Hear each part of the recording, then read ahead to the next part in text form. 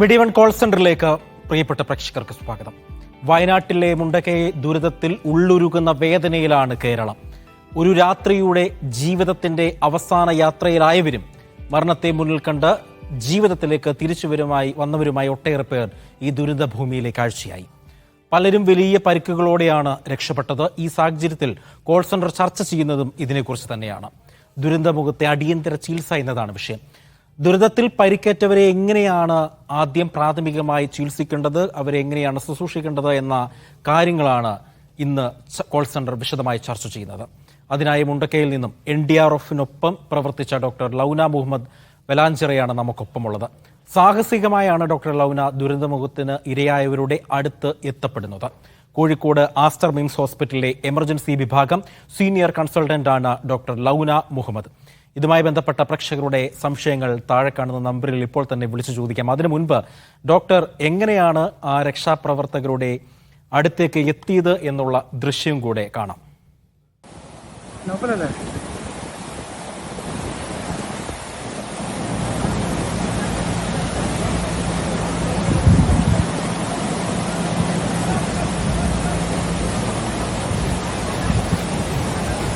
ആ ഡോക്ടറെ ബിംസിലെ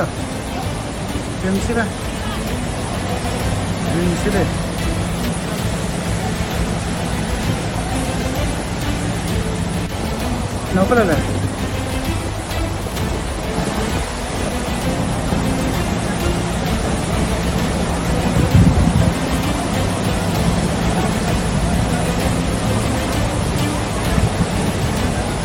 ആ ഡോക്ടറെ ബിംസിലെ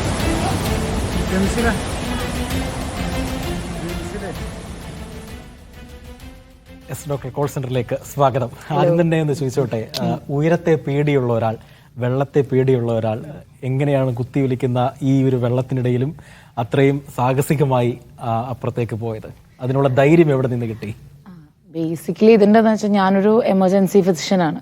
ബേസിക്കലി ലൈക്ക് ഡോക്ടർ ആണ്. അതിൻ്റെ ഉള്ളിൽ എമർജൻസിയാണ് ഞാൻ പോസ്റ്റ് ഗ്രാജുവേഷൻ ചെയ്തിരിക്കുന്നത്. അപ്പോൾ ഏതൊരു സമയത്തും ഇങ്ങനത്തെ ഒരു അവസ്ഥയിലേക്ക് വിളിച്ചാൽ പോകേണ്ട ഒരു group of first line of treatment കൊടുക്കേണ്ട ഒരു ഗ്രൂപ്പ് ഓഫ് ഡോക്ടേഴ്സാണ് ഞങ്ങൾ. ലൈക്ക് ലൈഫിൻ്റെ ഗോൾഡൻ അവറിലുള്ള ഒരു മാനേജ്മെൻറ്റ്, അതാണ് ഞങ്ങൾ സ്കിൽഡായിരിക്കുന്നതും ആ ഒരു മാനേജ്മെൻറ്റിലാണ്. നമുക്ക് ഒരുപാട് ഏതൊരാൾക്കും ഉള്ള പോലെ തന്നെ കുറച്ച് ഫോബിയാസ്, കുറച്ച് ഭയങ്ങളൊക്കെ എല്ലാവർക്കും ഉണ്ടാവില്ലോ. ഇപ്പം എനിക്ക് ഹൈറ്റ്, ചെറിയ കുട്ടിയാകുമ്പോൾ മുതൽ ഹൈറ്റിൽ നിന്ന് ഈ വെള്ളം കാണുന്നത്, ഡാമിൻ്റെ മുകളിൽ കൂടെ അതൊക്കെ കാണുന്നത് കുറച്ച് ചെറിയൊരു ഭയമുള്ള ആളാണ്. പക്ഷെ എന്താ സംബന്ധിച്ചാൽ നമ്മൾ അങ്ങനത്തെ ഒരു അവസ്ഥയിലേക്ക് എത്തുമ്പം ആ ഒരു കാഴ്ച നമ്മൾ ഒരുപാട് അങ്ങനത്തെ കാര്യങ്ങളൊക്കെ മരവിപ്പിക്കും. ഒരു പോയിന്റിൽ എന്നെ ഫിയർ ഗ്രിപ്പ് ചെയ്തിട്ടുണ്ട്, ഒരു ആദ്യത്തെ ഒരു second or 2 seconds may be. പിന്നെ ഞാൻ കണ്ടത് അപ്പുറത്തുള്ള ഒരുപാട് മനുഷ്യന്മാരെയാണ്, നിസ്സഹായരായ ഒരുപാട് മനുഷ്യന്മാർ അവിടെ നിൽക്കുന്നുണ്ട്. ആ സമയത്ത് നമുക്കതൊരു പ്രസക്തിയില്ലായ്മ, ഭയത്തിലൊരു പ്രസക്തിയില്ലായ്മ, അല്ലെങ്കിൽ മേ ബി ഒരു പരകായ പ്രവേശമെന്നോ എന്ത് വേണമെങ്കിലും അതിനെ വിളിക്കാം. കാരണം അതല്ലാണ്ട് എനിക്ക് വേറെ ഓപ്ഷൻ എന്ന് വെച്ചാൽ ആ ഒരു സമയത്ത് ഞാനവിടെ വേറെ ഡോക്ടേഴ്സിനെ കണ്ടില്ല. ഞാനവിടെ ഇപ്പം നിങ്ങൾ NDRFന് പറഞ്ഞു, NDRF ഉണ്ട് ഓഫ് കോഴ്സ്. കൂടെ തന്നെ ഏറ്റവും നന്നായിട്ട് കുറച്ചും കൂടി ആക്റ്റീവായിട്ട് ആ ഒരു സമയത്ത് ഉണ്ടായിരുന്ന fire and rescue, Kerala government fire and rescue ടീമാണ്. അവരാണ് ആ റോപ്പ്, ആ ഒരു മേക്ക് ഷിഫ്റ്റ് റോപ്പ് വേ ഉണ്ടാക്കിയതുണ്ട്. അപ്പോൾ ഞാൻ അവരോട് ഇങ്ങനെ ചോദിച്ച സംഭവത്തെ എങ്ങനെ ഞാൻ അവിടെ എത്തുക എന്നുള്ളത്.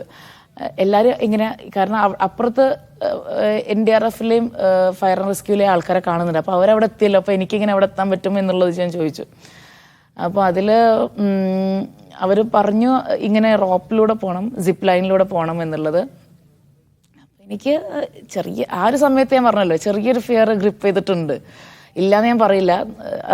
കാരണം താഴെ ഇങ്ങനെ കുത്തി ഒലിക്കുന്നൊരു റേജിങ് റിവറാണ് താഴെ ഉണ്ടായിരുന്നത്, കല്ലുകളൊക്കെ നിറഞ്ഞ്. അപ്പോൾ പക്ഷെ ഞാൻ ആ സമയത്തൊന്നും നോക്കിയില്ല. പിന്നെ എന്തിനായാലും എന്നെ അവിടെ എത്തിക്കൂ എന്ന് ഞാൻ പറഞ്ഞുള്ളൂ. ആദ്യം അവിടെ സാഹസികമായിട്ട് തന്നെ അപ്പുറത്തെ കരയിൽ എത്തിക്കഴിഞ്ഞു. അപ്പോൾ അവിടെ ആദ്യം കണ്ട കാഴ്ച എന്തായിരുന്നു ശരിക്കും? ഞാൻ ആദ്യം കണ്ടത് ഒരു ഗ്രൂപ്പ് ഓഫ്, ഫസ്റ്റ് വന്നത് ഓരോരോ ഗ്രൂപ്പായിട്ടാണ് ഇവാക്യുവേറ്റ് ചെയ്ത്, ഓരോ സ്ഥലങ്ങളിൽ നിന്ന് ആ മലയുടെ മുകളിൽ നിന്ന് റെസ്ക്യൂ ചെയ്ത് കൊണ്ടുവരുന്നത്. അത് എയർഫോഴ്സും സാധാരണ നാട്ടുകാർ ജീപ്പ് എടുത്തിട്ട് അവർ ഈ ഓഫ് റോഡിങ്ങിനൊക്കെ യൂസ് ചെയ്യുന്ന ജീപ്സും പിന്നെ സാധാരണ നാട്ടുകാർ അവരാണ് അതൊക്കെ ചെയ്തുകൊണ്ടിരിക്കുന്നത്. അതും എയർഫോഴ്സും ഉണ്ട്, ഫയർ ആൻഡ് റെസ്ക്യൂ ഉണ്ട്, NDRFിൻ്റെ എല്ലാ പ്രവർത്തകരും ഒരുമിച്ച് ഡിപ്ലോയിഡ് ആയിട്ട് ഓരോ സ്ഥലങ്ങളിലേക്ക് പോയിട്ട് ആൾക്കാരെ റെസ്ക്യൂ ചെയ്ത് കൊണ്ടുവരുന്നുണ്ട്. അപ്പം ഞാൻ ആദ്യം പോയപ്പം ഒരു ഫസ്റ്റ് ഗ്രൂപ്പ് ആൾക്കാർ വന്നു. അപ്പം ഞാൻ അവിടെ ആക്ച്വലി എനിക്ക് വേറൊരു മെഡിക്കൽ സംഘം കൂടി വന്നു പെയിൻ ആൻഡ് പാലിയേറ്റീവിൻ്റെ യൂത്ത് ലീഗിൻ്റെ ഒരു വിങ്, അത് ബത്തേരിയിൽ നിന്ന് വന്നു, ഗൂഡല്ലൂരിൽ നിന്ന് വന്നു. അതിലൊരു ലേഡി ഉണ്ടായിരുന്നു ആ ഗൂഡല്ലൂർത്തെ വിങ്ങുന്ന. ഐ വാസ് സർപ്രൈസ്ഡ്, കാരണം ഗൂഡല്ലൂരിനെ ലൈക്ക് ഷീ ട്രാവൽഡ്, അവിടുന്ന് വന്നു ഈ യാത്ര ചെയ്ത് ഇവിടെ സഹായിക്കാനായിട്ട്. ആൻഡ് ഞാൻ പോയ പോലെ തന്നെ ആ സ്ത്രീയും വന്നിട്ടുണ്ട് റോപ്പിലൂടെ. ഒരു വൺ തിങ് എന്ന് വെച്ചാൽ ഒരുപാട് വൃദ്ധരും സ്ത്രീകളും കുട്ടികളും ഉണ്ടായിരുന്നു. കുറേ ഒരു വിഷമമുള്ള കാഴ്ച ഉണ്ടായിരുന്നു, കാരണം മരിച്ചവർ ബോഡി ആയിട്ട്. കാരണം ഞങ്ങൾ അവിടെ ഫസ്റ്റ് തിങ് ഇമ്പോർട്ടൻറ്റ് തിങ് എന്ന് പറഞ്ഞാൽ ഞാൻ അവിടെ അങ്ങോട്ടേക്ക് പോണതിന് മുമ്പ് നാട്ടുകാർ ആയിട്ടുള്ള ആൾക്കാർ പറഞ്ഞിട്ടുണ്ടായിരുന്നു ഇനി ഒരു ഉരുൾപൊട്ടലിനും കൂടിയുള്ള സാധ്യതയുണ്ട്, താഴേക്ക് ഇറങ്ങണ്ട, ഡേഞ്ചറസ് ആണ്. അതുകൊണ്ട് ഞങ്ങൾ അധികം പേരെ കടത്തി വിടുന്നില്ല. പിന്നെ ഞാൻ പറഞ്ഞു ഞങ്ങൾ ആസ്റ്ററിന് ഗ്രൂപ്പായിട്ടാണ് പോയത്. മീൻസ് ഞാനൊരു ഭാഗത്തുനിന്നും കാലിക്കറ്റിൽ നിന്നും ഒരു ഗ്രൂപ്പും ആണ് വന്നത്. അപ്പോൾ ഞാൻ ആസ്റ്ററിൻ്റെ ടീമിലുള്ളതാണ്, ഞാൻ മെഡിക്കൽ ടീമാണ്. അങ്ങനെയാണ് അവരെന്നെ കടത്തി വിടുന്നത് തന്നെ. കാരണം ഒരു ലാൻഡ് സ്ലൈഡിനും കൂടിയുള്ളൊരു സാധ്യത ഉണ്ട്, വളരെ ഡേഞ്ചറസ് ആണെന്ന് പറഞ്ഞിരുന്നു. എന്നിട്ടും കൂടി ആ സ്ത്രീയും കൂടി എൻ്റെ കൂടെ വന്നു. അപ്പോൾ ഞങ്ങൾ എന്ത് ചെയ്തു വെച്ചാൽ, ഈവൻ ദോ ഞങ്ങൾ ഡിഫറെൻ്റ് ആയിട്ടുള്ള ആൾക്കാർ, ലൈക്ക് ഡിഫറെൻ്റ് ഓർഗനൈസേഷനിലുള്ള ആൾക്കാരാണെങ്കിലും ഞങ്ങളൊരു ഗ്രൂപ്പായി. അപ്പോൾ എന്താ വെച്ചാൽ റിസോഴ്സസ് പൂൾ ചെയ്യാൻ പറ്റും ഫസ്റ്റ് തിങ്. കാരണം നമുക്കൊക്കെ ലിമിറ്റഡ് ആയിട്ടുള്ള റിസോഴ്സസേ ഉള്ളൂ. ബേസിക്കലി നമ്മളെ കൈയും നമ്മളെ സ്കില്ലും ആണ് നമുക്ക് ആ സമയത്തുള്ളത്. കാരണം നമ്മളൊരു കൺട്രോൾഡ് ആയിട്ടുള്ള ഒരു എൻവയോൺമെൻറ്റിൽ, ഒരു ഹോസ്പിറ്റൽ സെറ്റപ്പിലോ ഒന്നും ഇരിക്കുകയല്ല. അവിടെ നമുക്കൊന്നുമില്ല, നമുക്ക് ആ ഒരു പ്രിവിലേജ് ഇല്ല, ഹോസ്പിറ്റലിൻ്റെ പ്രിവിലേജ് ഇല്ല. ഞാൻ എല്ലാ സൗകര്യങ്ങളും ഉള്ള ഒരു ആശുപത്രിയിലാണ് ഞാൻ വർക്ക് ചെയ്യുന്നത്. ഒരു one of the biggest hospital in കേരളയിലാണ് ഞാൻ വർക്ക് ചെയ്യുന്നത്. അപ്പോൾ എനിക്ക് അവിടെ കൈ നീട്ടിയാൽ ഞാൻ പറയുന്നതിന് മുമ്പേ എനിക്ക് സാധനങ്ങൾ കിട്ടും. അതേപോലത്തെ ഒരു സ്ഥലത്തോ സിസ്റ്റത്തിലോ അല്ല നിൽക്കുന്നത്, ഒരു ഓപ്പൺ ആയിട്ടുള്ള ഒരു ഓൺ റെസ്ക്യൂ ഗ്രൗണ്ട് ലെവലിൽ നിൽക്കുകയാണ്. അപ്പോൾ ഞങ്ങൾക്ക് ആ സമയത്ത് ചെയ്യുക എന്ന് പറഞ്ഞത് ആ സമയത്ത് ഞങ്ങളെ റിസോഴ്സസ് പൂൾ ചെയ്യുക എന്നുള്ളതായിരുന്നു. അപ്പോൾ ഞങ്ങൾ ചെയ്തു. അപ്പോൾ അതിലൊരു നേഴ്സ് ഉണ്ടായിരുന്നു, ബാക്കിയെല്ലാം വോളണ്ടിയേഴ്സ് ആയിരുന്നു. ഈ ഒരു നേഴ്സ് സിബി എന്ന് പറഞ്ഞിട്ട് അദ്ദേഹവും ഞാനും കൂടി എന്താണെന്ന് വെച്ചാൽ ഞങ്ങൾ വരുന്ന പേഷ്യൻസിനെ ട്രയാജ് ചെയ്തു. അപ്പോൾ ഞങ്ങൾ വന്നപ്പം ഈ NDRF ഫയർ ആൻഡ് റെസ്ക്യൂലുള്ള ആൾക്കാരും എല്ലാവരും എന്ത് ചെയ്തു വെച്ചാൽ ഞങ്ങൾ പറയുന്നതിനനുസരിച്ച് പ്രയോറിറ്റൈസ് ചെയ്ത് ഷിഫ്റ്റ് ചെയ്തു. ദ തിങ് ഈസ് ഞങ്ങൾ വന്ന അതേ റോപ്പിൽ തന്നെയാണ് ഈ ആൾക്കാരെയും തിരിച്ച് ഷിഫ്റ്റ് ചെയ്യുന്നത്. അപ്പം അവർ ഫസ്റ്റ് തിങ് വെച്ചാൽ അവർ അത്രയും ട്രോമറ്റൈസ്ഡ് ആയിട്ടാണ് വരുന്നത്. അവരെ വീടും എല്ലാം നഷ്ടപ്പെട്ടു, ഒരുപാട് ആൾക്കാരും ഒക്കെ നഷ്ടപ്പെട്ടിട്ട് ആ ആൾക്കാരാണ്. അപ്പം അതിൽ നിങ്ങളിപ്പോൾ നേരത്തെ ചോദിച്ചു എൻ്റെ ഭയത്തിന് എന്ത് പ്രസക്തിയാണ് അവിടെ ഉള്ളത്. ഓക്കെ, നമ്മളിപ്പോൾ ആ ദുരന്തമുഖത്തിന്റെ ഭീകരമായ കാഴ്ചകളാണ് ഡോക്ടർ ചോദിച്ചത്. ഇനിയും നമുക്ക് അറിയേണ്ട കുറച്ച് കാര്യങ്ങൾ, അതായത് ഇപ്പോൾ കേരളത്തിൽ ഉണ്ടാകുന്ന പ്രളയം, ഇന്ന് ഭൂമികുലുക്കം അടക്കമുണ്ടായ സാഹചര്യം ഉണ്ടായിരുന്നു, വയനാടും പാലക്കാടും ഒക്കെ. അപ്പോൾ ഇത്രയും സംഭവങ്ങൾ വരുമ്പോൾ ആളുകൾ പെട്ടെന്ന് പാനിക്കാവും. ഈ പാനിക്കാവുന്ന സമയത്ത് കാർഡിയാക് അറസ്റ്റ് വരാനുള്ള സാധ്യതകൾ, അങ്ങനെയുള്ള സാധ്യതകളുണ്ടോ? അത് വെച്ചാൽ പാനിക്കാവേണ്ട ഒരു ആവശ്യം നമ്മൾ ഇങ്ങനത്തെ ഈ കേരളത്തിലെ പോലത്തെ ഒരു ടെറൈനിൽ ഇങ്ങനത്തെ ഡിസാസ്റ്റേഴ്സ് ഉണ്ടാവാനുള്ള സാധ്യത കൂടുതലാണ്. ഒരുപാട് കാര്യങ്ങൾ, ഇപ്പം ഒരുപാട് ടൈപ്പ് ഓഫ് നാച്ചുറൽ ഡിസാസ്റ്റേഴ്സ് ഉണ്ട്. ഇപ്പം ലാൻഡ് സ്ലൈഡ്സ് ആണെങ്കിലും ശരി, കാരണം നമ്മൾ ഗാറ്റ്സ് ആയിട്ട് ഒരു സൈഡിൽ സീയും ആണ്. അപ്പം ഒബ്വിയസ്ലി നമുക്ക് ഒരുപാട് കാര്യങ്ങളിൽ കേരള എന്ന് പറഞ്ഞൊരു നമ്മുടെ സ്റ്റേറ്റ് പ്രോണാണ്. നമ്മൾ അലേർട്ടായിട്ട് ഇരിക്കുക എന്നുള്ളതാണ് ബേസിക്കലി. ഇപ്പം നമുക്ക് നമ്മൾ ഒരു ഗവൺമെൻറ്റിൻ്റെ സൈഡിൽ നിന്ന് അല്ലെങ്കിൽ നമ്മൾ സ്റ്റേറ്റിൻ്റെ സൈഡിൽ നിന്നോ നമ്മൾ അതിനുള്ള അധികൃതരുടെ അടുത്തുനിന്ന് ഒരു ജിയോളജിക്കൽ എക്സ്പേർട്ടിൻ്റെ അടുത്ത് നിന്നൊക്കെ നമുക്ക് എന്തെങ്കിലും ഒരു അലേർട്ട് കിട്ടുകയാണെങ്കിൽ അത് ഫോളോ ചെയ്യുക.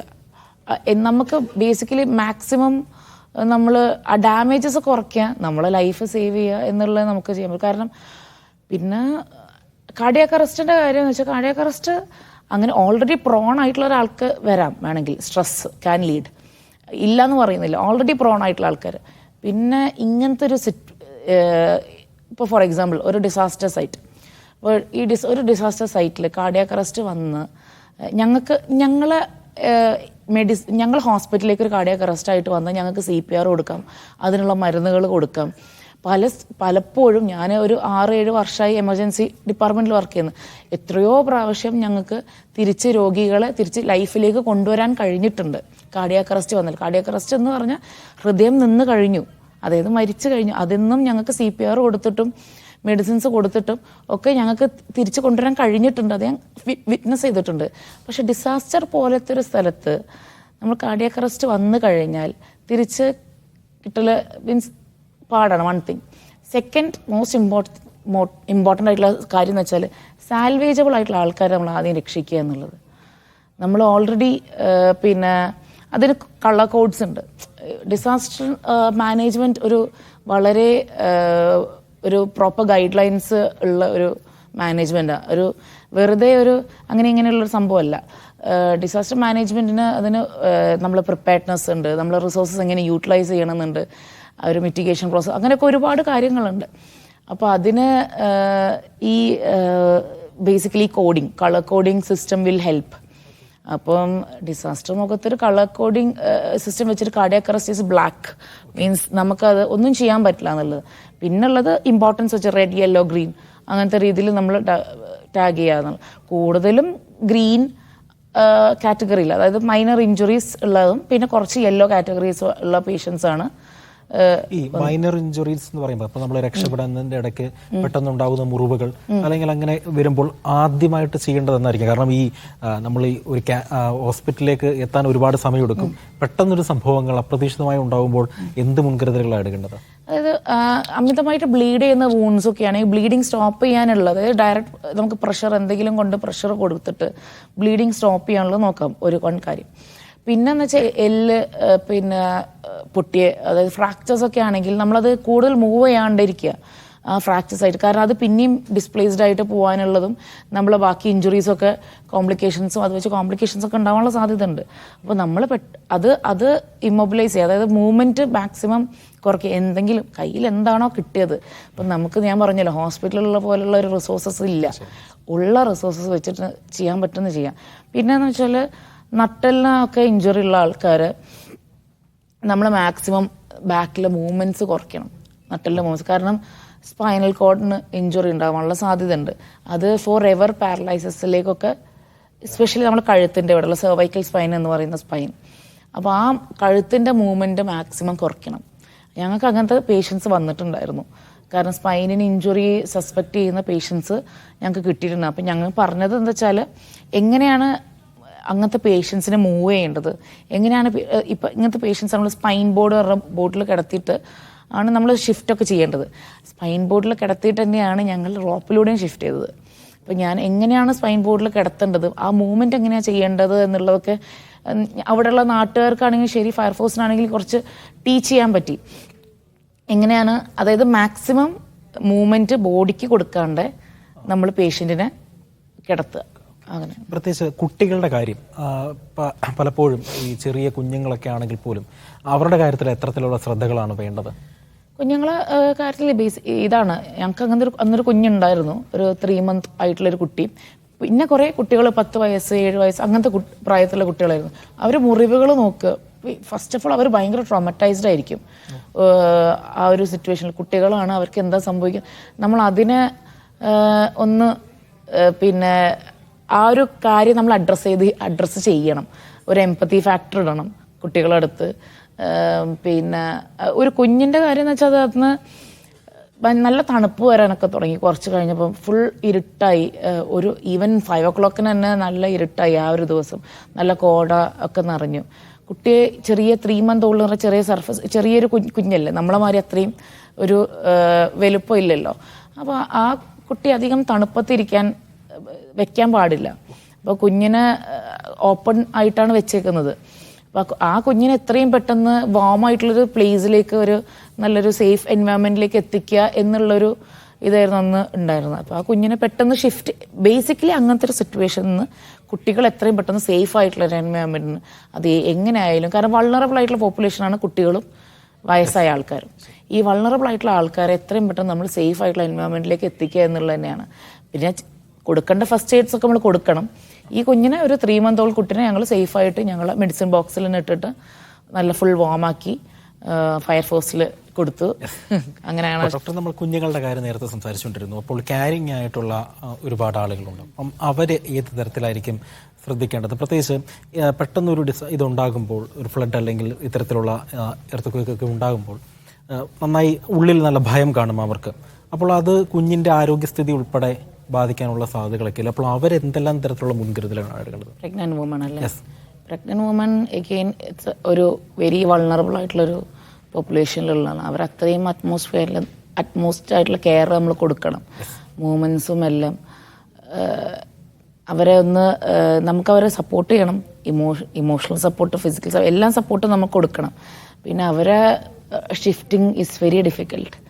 കാരണം ഒന്നാമത് പിന്നെ ടൈം ഓഫ് ആ ഒരു പ്രഗ്നൻസി, ആ ഒരു ജസ്റ്റേഷൻ പീരീഡ് എന്ന് പറയും, ആ ടൈം ഓഫ് പ്രഗ്നൻസീനെ വെച്ച് ഏത് മന്താണ് അതിനനുസരിച്ചിട്ട് റിസ്കുകൾക്ക് കൂടിയും കുറഞ്ഞും ഇരിക്കാം.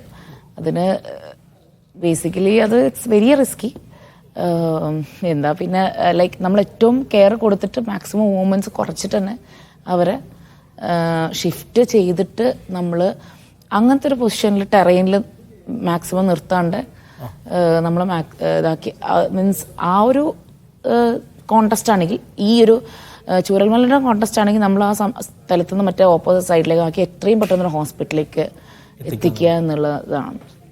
മറ്റൊരു കാര്യം, ഈ മരുന്നുകൾ കഴിക്കുന്ന ഒരുപാട് പേഷ്യൻസ്, ഇപ്പോൾ ഹാർട്ട് പേഷ്യൻസ് ആകാം, അല്ലെങ്കിൽ ഷുഗർ, അല്ലെങ്കിൽ BP, ഏത് അസുഖമായിക്കോട്ടെ.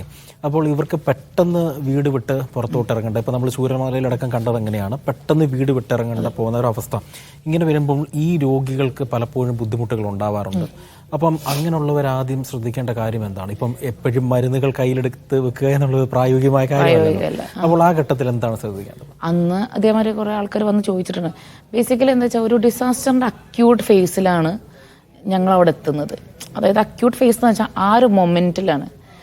അങ്ങനത്തെ ഒരു ഫേസ് ഓഫ് ഡിസാസ്റ്ററിൽ സത്യം പറഞ്ഞാൽ ഇങ്ങനത്തെ കാര്യങ്ങളിനേക്കാളും കൂടുതൽ ആ ഒരു മനുഷ്യൻ്റെ ലൈഫാണല്ലോ ഇമ്പോർട്ടൻസ്. ഇത് നമുക്ക് പിന്നെയും ചെയ്യാം, ഇത് നമുക്ക് പിന്നെയും ഫോളോ അപ്പ് ചെയ്യാം. എമർജൻസീസിൽ അങ്ങനെയാണ്.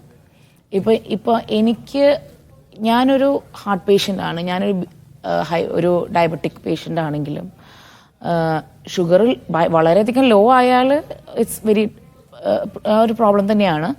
പക്ഷേ അങ്ങനത്തെ ഒരു സ്റ്റേജിൽ ഇപ്പോൾ ഞാനിപ്പോൾ ഒരു ഫ്ലഡിൽ പെട്ടിട്ട് അല്ലെങ്കിൽ ലാൻഡ് സ്ലൈഡിൽ പെട്ടിട്ട് വരികയാണെങ്കിൽ എന്നെ എങ്ങനെ ലൈക്ക് അത്തരം ആൾക്കാർ നമുക്കൊരു അറ്റ്ലീസ്റ്റ് ഒരു 1 hour എടുത്തിട്ടെങ്കിലും അവിടുന്ന് ഇവാക്വേറ്റ് ചെയ്തിട്ട് അടുത്ത ഹോസ്പിറ്റലിലേക്ക് എത്തിക്കാവുന്നല്ലേ ഉള്ളൂ. അപ്പം അങ്ങനത്തെ ഒരു ഇതെന്ന് വെച്ചാൽ നമുക്ക് പിന്നെയും ഫോളോ അപ്പ് ചെയ്തിട്ട് നമുക്ക് പിന്നെയും ലൈക്ക് ഡോക്ടേഴ്സോ ഫിസിഷ്യൻസോ സർജൻസോ ലൈക്ക് വാട്ട് എവർ ഹൂഎവർ പിന്നെ നമുക്ക് പിന്നെ അവരെ ഫോളോ അപ്പ് ചെയ്യാവുന്നതേ ഉള്ളൂ. ആ ഒരു അക്യൂട്ട് ഫേസിൽ നമ്മളെപ്പോഴും അവിടെയുള്ള ആളെ എങ്ങനെയെങ്കിലും ഒരു സേഫ് ആയിട്ടുള്ള സീനിലേക്ക് എത്തിക്കുക. പിന്നെ ഒരു സേഫ് ആയിട്ടുള്ള എൻവയോൺമെൻറ്റിൽ എത്തിക്കുക. പിന്നെ അവർക്ക് എന്തെങ്കിലും ലൈഫ് ത്രെറ്റനിങ് ആയിട്ടുള്ള കാരണങ്ങളുണ്ടെങ്കിൽ അത് പ്രിവെൻറ്റ് ചെയ്യുക എന്നുള്ളതാണ്. ഓക്കെ, മറ്റൊന്ന്, ഈ ഇത്തരത്തിൽ സംഭവങ്ങൾ നടക്കുന്ന സ്ഥലത്ത് ആരോഗ്യനില, അതായത് മാനസിക ആരോഗ്യത്തിനും വളരെ ഇമ്പോർട്ടൻസ് ആയിട്ടുള്ള കാര്യമാണ്. അപ്പോൾ അങ്ങനൊരു വിൽ പവർ ഉണ്ടാക്കിയെടുക്കുക എന്നുള്ളതാണ് നമ്മൾ സ്വയം ചെയ്യേണ്ടത്. എന്താണ് ഡോക്ടർക്ക് അതിനെപ്പറ്റി പറയാനുള്ളത്? ഇത് നമ്മൾ കൺട്രോളുള്ള കാര്യമില്ല ഫസ്റ്റ് തിങ്. ഉറപ്പായും അതെ, ഞാൻ almost in A daily basis എല്ലാ കൈൻഡ് ഓഫ് എമർജൻസീസും കാണുന്ന ഒരു എമർജൻസി ഫിസിഷ്യനാണ്.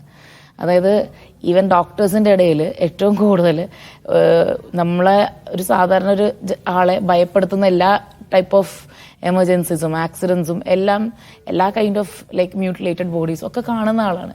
എനിക്ക് വരെ ആ ഒരു സിറ്റുവേഷൻ, ഞാൻ പറഞ്ഞല്ലോ ഞാൻ 7 വർഷത്തോളമായി ഈ ഒരു ഫീൽഡിൽ, എന്നിട്ട് പോലും എനിക്ക് വരെ ഒരു സങ്കടമാണോ ഭയമാണോ എന്നറിയാത്ത അപ്പം സാധാരണക്കാരായിട്ടുള്ള ആൾക്കാരാണ് ഫസ്റ്റ് ഓഫ് ഓൾ അവിടെ രക്ഷാപ്രവർത്തനം നടത്തുന്നത്. കൂടുതലും സാധാരണക്കാരായിട്ടുള്ള ആൾക്കാരാണ് ഇത് അനുഭവിക്കുന്നത്. അവർക്ക് എത്രമാത്രം ട്രോമാറ്റിക് ആയിരിക്കണം, അത് തലമുറകളിലായിട്ട് പോവോ. ഈ പോസ്റ്റ് ട്രോമാറ്റിക് സ്ട്രെസ് ഡിസോർഡർ എന്ന് പറഞ്ഞൊരു സംഭവമുണ്ട്. ഇതൊക്കെ നമ്മൾ അഡ്രസ്സ് ചെയ്തിട്ട് I heard they are doing good. കാരണം ഞാൻ അന്വേഷിച്ചിരുന്നു ഇത് ക്യാമ്പ്സിലൊക്കെ എന്താണ് അവസ്ഥ എന്ന്. അപ്പോൾ കൗൺസിലേഴ്സ് ഉണ്ട്, സ്കൂൾ കൗൺസിലേഴ്സ് ഇടപെടണം. കാരണം ഇത് ലൈഫ് ലോങ് ഒരു ട്രോമയായിട്ട് പോവരുത്. കാരണം ഗ്രീഫ് നമ്മൾ അഡ്രസ്സ് ചെയ്യണം. കാരണം ഒരു കുട്ടിയുടെ പാരൻസും രണ്ട് പാരൻസും സിബ്ലിങ്സും ഒക്കെ പോയ ആ കുട്ടി ഈ ലോകത്ത് ബേസിക്കലി ഒറ്റപ്പെടുകയാണ്. ആ കുട്ടി ഫോർ എവർ, ആ കുട്ടി ഒരു മോർണിംഗ് സ്റ്റേജിൽ ഒരു ഗ്രീഫിലാണ് ആ കുട്ടിയുള്ളത്. അല്ലെങ്കിൽ ആ കുട്ടി തന്നെ ആവണമെന്നില്ല, ഏത് പ്രായത്തിലുള്ള ആളാണെങ്കിലും. പിന്നെ ആ ഒരു സമൂഹത്തിൻ്റെ ഗ്രീഫ്, നമ്മൾ ഗ്രീവിങ് അല്ലേ അവരുടെ കാര്യത്തിൽ. അപ്പം ഒരു വില്ലേജ് മൊത്തം ഗ്രീവ് ചെയ്യുക, ഒരു നാട് മൊത്തം ഗ്രീവ് ചെയ്യുക എന്ന് പറയുമ്പോൾ ആ ഒരു വളരെ സങ്കടകരമാണ്. എല്ലാവർക്കും ട്രോമ തന്നെയാണ്. നമ്മൾ അഡ്രസ്സ് ചെയ്തിട്ട് നമുക്കൊരു കോളറുണ്ട്, അബ്ദുൾ സമദാണ്. ചോദിക്കാം, ഡോക്ടറോട് ചോദിക്കാം. ഡോക്ടർ, ഈ കടൽക്ഷോഭം പോലുള്ള ഈ ദുരന്തങ്ങളുണ്ടല്ലോ, അപ്പൊ അത് ഈ എല്ലാ ഇയർലി ഉണ്ടാവുന്നുണ്ടല്ലോ, അപ്പൊ അവിടെ ഉണ്ടാവുന്ന കുട്ടികൾക്കെല്ലാം ഈ മാനസികമായി എന്തെങ്കിലും ഈ ട്രോമ അങ്ങനെ എന്തെങ്കിലും ഉണ്ടാവും? ഏത് ടൈപ്പ് ഡിസാസ്റ്റർ ആണെങ്കിലും ട്രോമ ഉണ്ടാവും. അതിപ്പോൾ കടൽക്ഷോഭം ആണെങ്കിലും ശരി, എർത്ത് ക്വേക്സ് ആണെങ്കിലും ശരി, ഈ ഇങ്ങനത്തെ ഉരുൾപൊട്ടലുകൾ, ഏതിനും സൈക്കോളജിക്കൽ ട്രോമ ഒരു ഭാഗം തന്നെയാണ്. പിന്നെ ബാക്കി അസുഖങ്ങളെ കൂടെ പോലെ തന്നെ വളരെ ഇമ്പോർട്ടൻ്റ് ആയിട്ടുള്ളൊരു കാര്യമാണ് നമ്മുടെ മാനസികാരോഗ്യം. അപ്പോൾ അത് നമ്മൾ പ്രിവെൻറ്റ് ചെയ്യാൻ വേണ്ടിയിട്ട് ഇങ്ങനെ എന്തെങ്കിലും ഒരു പോസ്റ്റ് ഇങ്ങനത്തെ ഒരു പ്രശ്നത്തിൽ നമ്മൾ സർക്കാർ ആണെങ്കിലും ബാക്കി സന്നദ്ധ സംഘടനകളാണെങ്കിലും ശരി, നമ്മൾ കൗൺസിലേഴ്സിനെയും സൈക്യാട്രിസ്റ്റിനെയും സൈക്കോളജിസ്റ്റിനെയും ഇൻവോൾവ് ചെയ്യിച്ചിട്ട് അതിനെ അഡ്രസ്സ് ചെയ്യണം. അല്ലെങ്കിൽ അത് ഒരുപാട് കാലത്തേക്ക് നിലനിന്ന് ആൾക്കൊരു പെർമനൻറ്റ് ഒരു സൈക്കോളജിക്കൽ ഇതിലേക്ക് പോകാനുള്ള സാധ്യതയുണ്ട്. യെസ്, അബ്ദുൾ സമദാണ് വിളിച്ചത്, ചാവക്കാട് നിന്ന്. ഡോക്ടർ, നമ്മൾ നേരത്തെ സംസാരിച്ചുകൊണ്ടിരുന്ന വിഷയത്തിലേക്ക് മടങ്ങിയെത്താം. എങ്ങനെയാണ് അടിയന്തര ചികിത്സ ചെയ്യേണ്ട സമയത്ത്? ഞാൻ പറഞ്ഞല്ലോ, ഇപ്പോൾ ട്രയാജ് ചെയ്യുന്ന സിസ്റ്റം ഉണ്ട്, അതിനനുസരിച്ചിട്ടാണ് നമ്മൾ ട്രീറ്റ്മെൻറ്റ് കൊടുക്കേണ്ടത്. അപ്പോൾ ഞാൻ നേരത്തെ പറഞ്ഞു വെച്ചത് സ്പൈൻ ഇഞ്ചുറിനെ പ്രിവെൻറ്റ് ചെയ്യുന്ന കാര്യമാണ്, നട്ടലിൻ്റെ. പിന്നെ ചെസ്റ്റ് ഇഞ്ചുറീസ്, അതും ചെസ്റ്റ് ഇഞ്ചുറീസും എല്ലാത്തിനും ഇങ്ങനത്തെ പൊസിഷനിൽ ഒന്നാമത് ഡിസാസ്റ്റർ, ലാൻഡ് സ്ലൈഡ് പോലത്തെ ഡിസാസ്റ്റർ എന്ന് വെച്ചാൽ ഒരു റിവർ ഓഫ് സ്റ്റോൺസ് ആണ് ഇപ്രാവശ്യം വന്നത് അല്ലേ. ഒരു കല്ലുകൾ നിറഞ്ഞപ്പം കല്ലുകൾ ഒരുപാട് വലിയ ഇഞ്ചുറീസ് ഉണ്ടാക്കാം. അതേമാതിരി റൂബിൾസിന്റെ അടിയിലാണെന്നാണ് പല ആൾക്കാരെയും എടുത്തത്. ഡോക്ടർ, ഞാൻ ഇടപെടുന്നതിൽ ക്ഷമിക്കണം, സമയപരിധി അവസാനിച്ചിരിക്കുകയാണ്. കോൾ സെന്ററിൽ പൂർണ്ണമാവുകയാണ്. ഡോക്ടർക്ക് നന്ദി രേഖപ്പെടുത്തുന്നു.